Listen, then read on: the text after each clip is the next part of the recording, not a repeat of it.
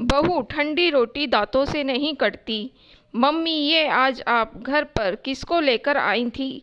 बेटे राघव ने तिरियां चढ़ा करके पूछा। क्यों, तुमको कोई दिक्कत? और फिर किसने कहा तुमसे? मनोरमा ने भी वैसे ही तिरियों को चढ़ाकर जवाब दिया। आप नहीं बताएंगी तो क्या मुझको कुछ पता नहीं चलेगा? राघव फिर से चिढ़कर बोला। मुझको तो पता ही है कि तुमको कुछ पता न चले, ऐसा हो ही नहीं सकता। जब मेरा ना किया हुआ भी तुमको बताया जाता है तो ये तो मैंने किया ही है। लेकिन उन लोगों को आप क्यों घर पर लेकर आई थी? मैं ऊपर का पोर्शन किराए पर उठाने जा रही हूँ। और क्यों उठाने जा रही हूँ वो शायद तुमको बताने की ज़रूरत नहीं, क्योंकि तुम खुद समझदार हो। मनोरमा निर्विकार भाव से बोली। लेकिन आप ऊपर का पोर्शन किराए पर नहीं उठा सकती। तभी बहू दीपा पास आते हुए तमक्कर बोली। आपकी मनमर्जी थोड़ी ही चलेगी ना। उस पोर्शन में हम लोग और हमारे बच्चे रहते हैं। क्यों क्यों नहीं उठा सकती? ये घर मेरा है। क्या मैं अपनी जिंदगी का इतना बड़ा फैसला भी नहीं ले सकती? जब कमासुत पुत्र होते हुए भी माँ बाप को हर चीज़ के लिए तरसना पड़े तो उससे ज़्यादा शर्म की बात तो कोई हो ही नहीं सकती। तुम लोग अपना टिंटोला सारा सामान बांधो और अपने लिए कहीं और व्यवस्था करो। व्यक्ति बेटे होते ही फूला नहीं समाता कि उसका बुढ़ापा सुधर गया, लेकिन ये नहीं जानता कि बुढ़ापा सुधारने के और बिगाड़ा जाएगा। ये घर मेरे नाम है और मेरा जो जी चाहेगा इसके बारे में मैं खुद फैसला करूँगी। देखो तो भला कौन तुम मुझको रोकता है?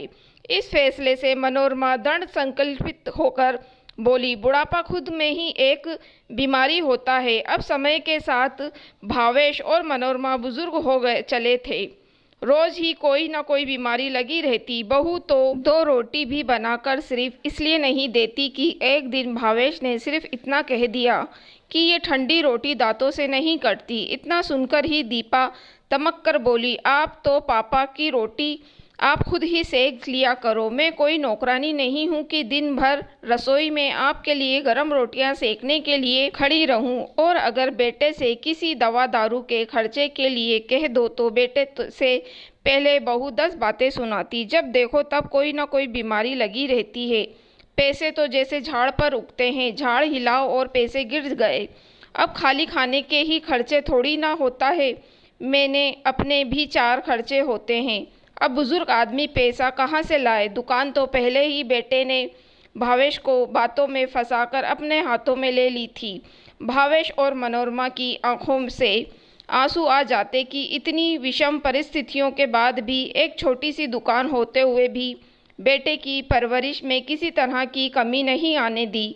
लेकिन आज हम लोग जैसे उनके ऊपर बोझ हो गए। घर अपना खुद का था तो बस मनोरमा ने ही इसका तोड़ निकाला, क्योंकि 4 लोगों के बीच उठती बैठती थी।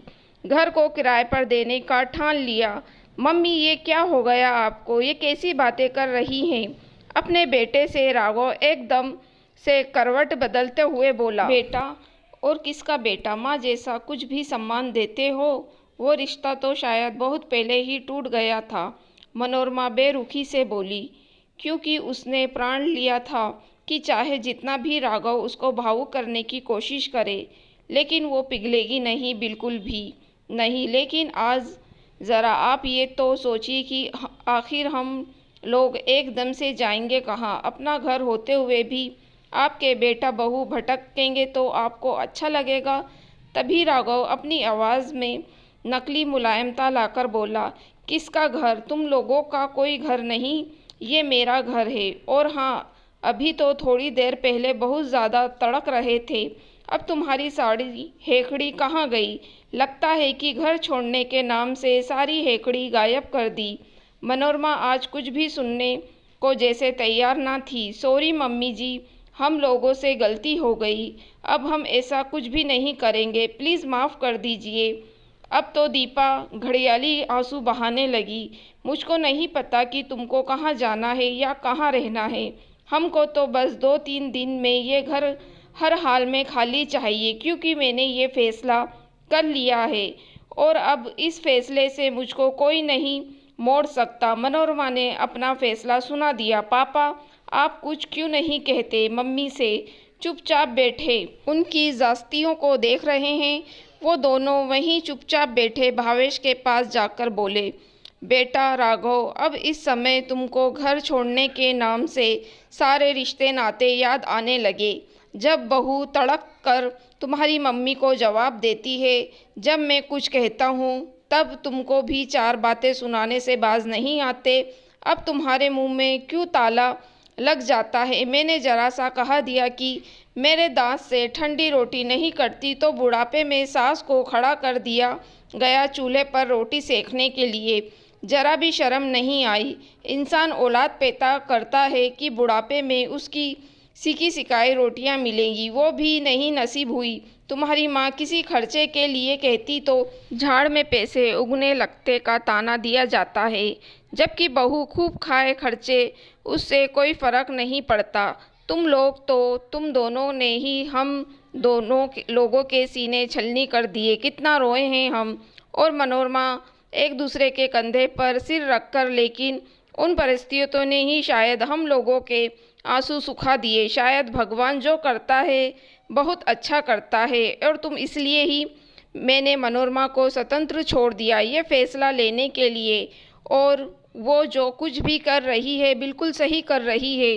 तुम जैसी औलादों के साथ बिल्कुल यही होना चाहिए। अब तुम जानो और तुम्हारी मम्मी, और अगर ज़्यादा बिन मेख की ना तो दुकान भी खाली करवा लूँगा। वो ज़माना बीत गया जब बच्चे जास्तियाँ करते थे और माँ बाप चुपचाप सहते सहते दम तोड़ देते थे। अब आज के समय में बुजुर्ग भी सजग हो गए हैं। अब वो बहू बेटों की गुलामी सलामी नहीं करते। भावेश गुस्से में बहुत ज़्यादा भड़क कर बोले, क्योंकि दूध का जला छाछ भी फूंक फूंक कर पीता है।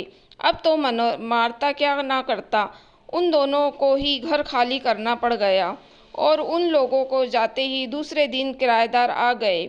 और भावेश ने मनोरमा के फैसले का दिल से स्वागत किया, क्योंकि वो भी उन दोनों के व्यवहार से बहुत ज़्यादा आहत हो चुके थे। भावेश और मनोरमा ने चैन की सांस ली। कम से कम रोटी अपने हाथ की होगी, लेकिन सुकून की होगी। दोस्तों, अगर आपको कहानी पसंद आई हो तो आप मेरी वीडियो को लाइक और मेरे चैनल को सब्सक्राइब ज़रूर कीजिएगा।